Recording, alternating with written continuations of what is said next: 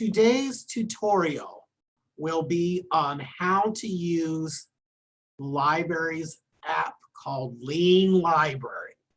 Lean Library is a browser extension that when you have it on your desktop or laptop, you will be notified if a resource you come across is available in the library.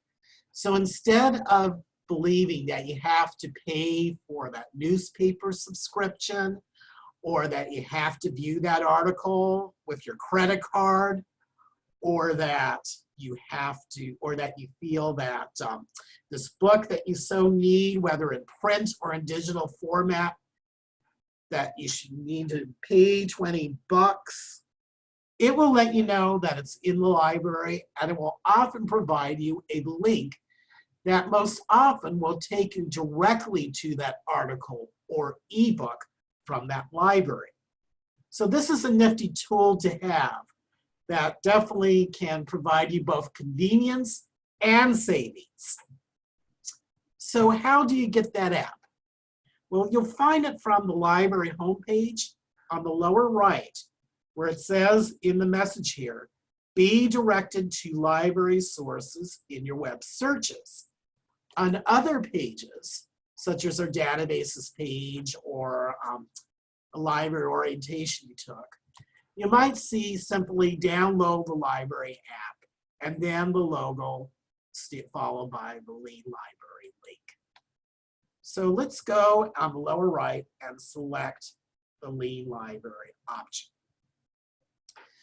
So as you can see, it takes us to a page that says in big letters download.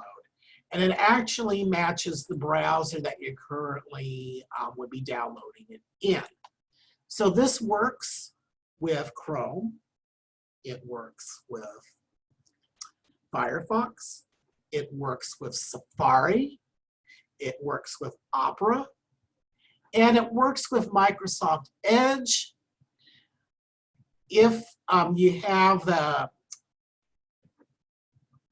the older version of the Microsoft browser, the name escapes me at the moment. It's already starting to become like this distant memory for us.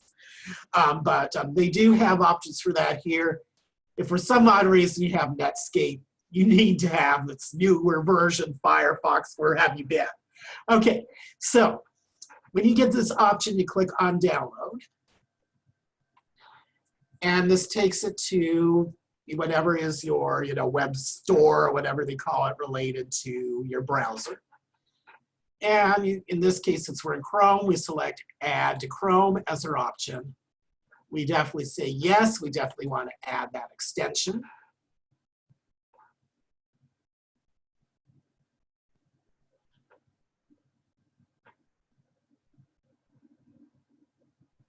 And then you'll eventually come across this screen. So it's asking for settings.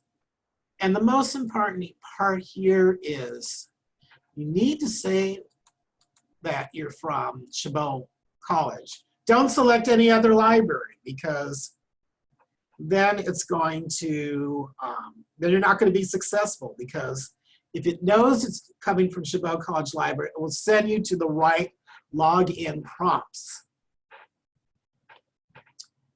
Do not click where it says skip the pop-up and automate my access. You're going to run into some unique problems if you do. But you do want to select show timer when extension will close automatically, and you click save.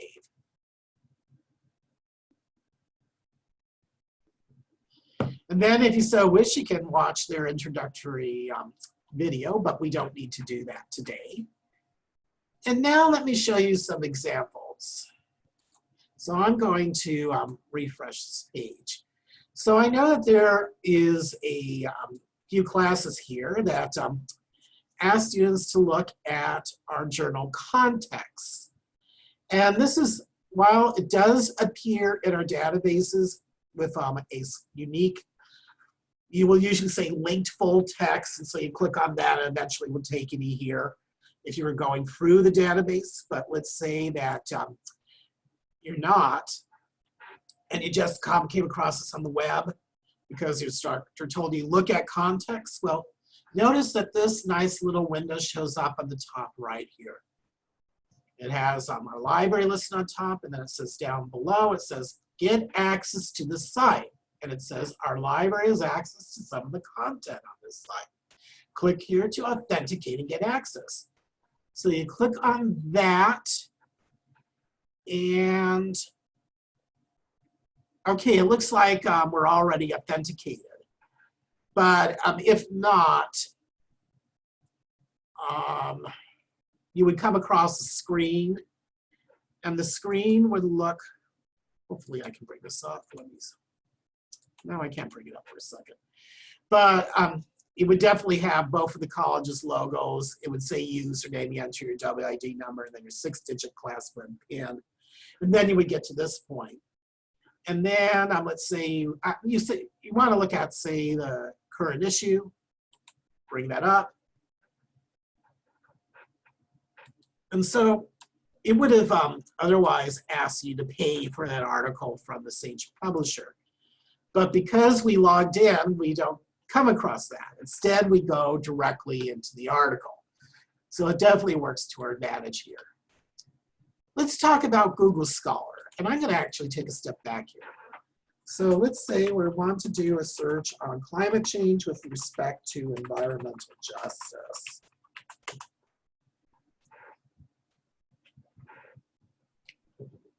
So it tells us immediately on the top right that our Google Scholar search is enhanced. And then it says, look on the right side result to see what articles you can access via our library. And usually the good clue is when you see these types of indicators on the right. That's letting you know that something is available. So this one that says jhu.edu, you click on that. And this took us directly to the article. Now, we're already logged in, but if not, it would say get access to the site. It came up anyway. We'll click on get access.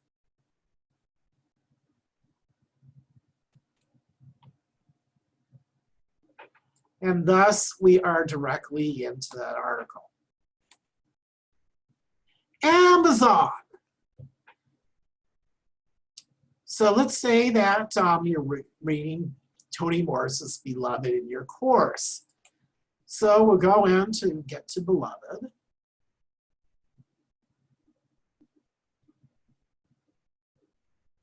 And it might take a few moments before it pops up here.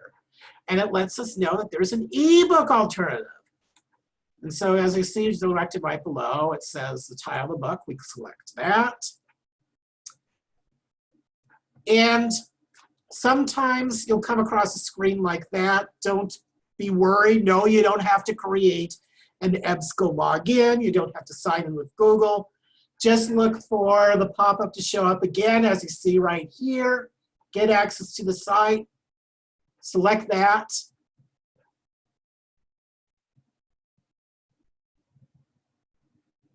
And here we are directly into the ebook itself.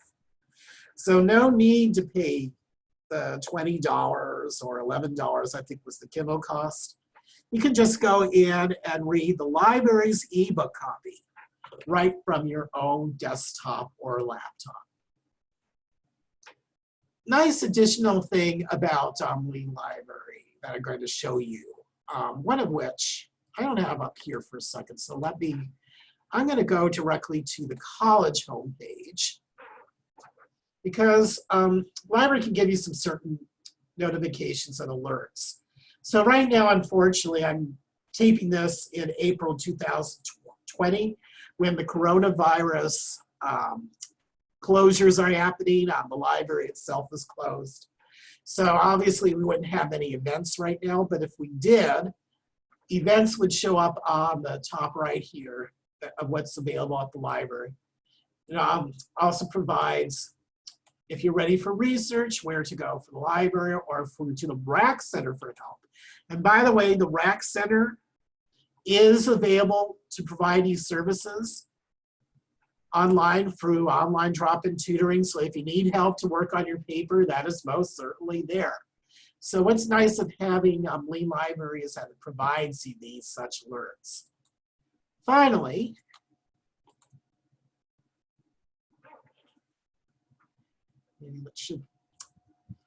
sometimes when we're doing our searches, you know, we quickly click on something and it might be a resource that isn't 100% fully reliable. And I use Wikipedia here as a common example. When that happens, you might get a screen alert here. So rather than getting your biographical information on civil rights leader Dolores Huerta, where anybody could edit anything and anybody could put in anything at any time. Anybody could put a resource in the bottom that could be reliable or not. Instead, look for a more reliable resource, a subject encyclopedia resource. And it will alert you when you come across a site such as this one, obviously. You click on that. And in this particular case, you probably have to re-perform your search. So we'll go ahead and enter Dolores Huerta again.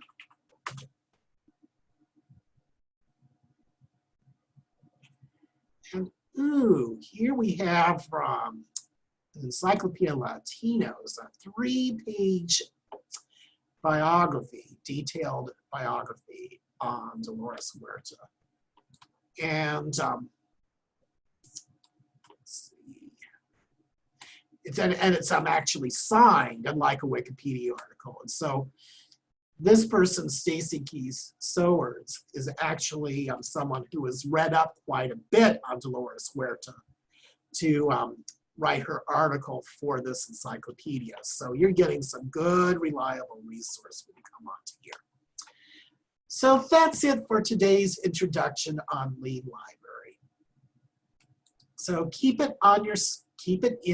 your extension in your browser, and you'll be alerted.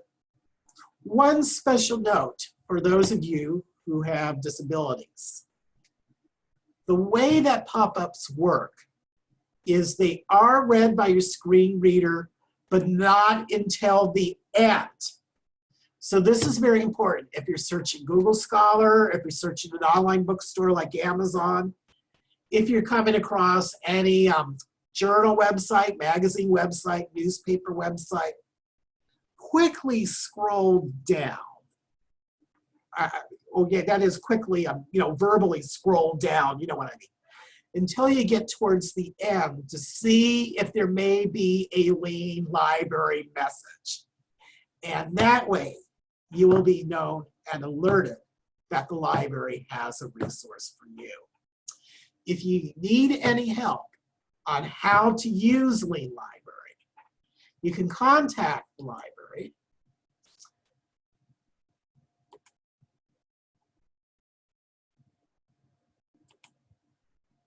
by either clicking on our librarians icon, the Ask Us icon, or on the Research Assistance page.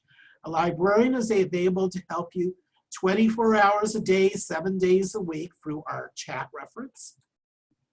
And you can also have a Zoom session with us during our desk hours. And there's going to be a similar type of service by the summer that will be through a service called LibAnswers. And we can share our screen to you. You can share your screen. And through LibAnswers, we can actually, the librarian can actually have you take over a screen they're showing, or we can take over a screen you're providing. So if you have any questions on how to use something that needs something more visually, we can help you with that. So again, this tutorial was on Lean Library. And if you have any questions, you know where to go. So again, from the home page, click on that chat box, contact any of us or our chat reference box, and we'll be there to help you. Thank you, and have a great day.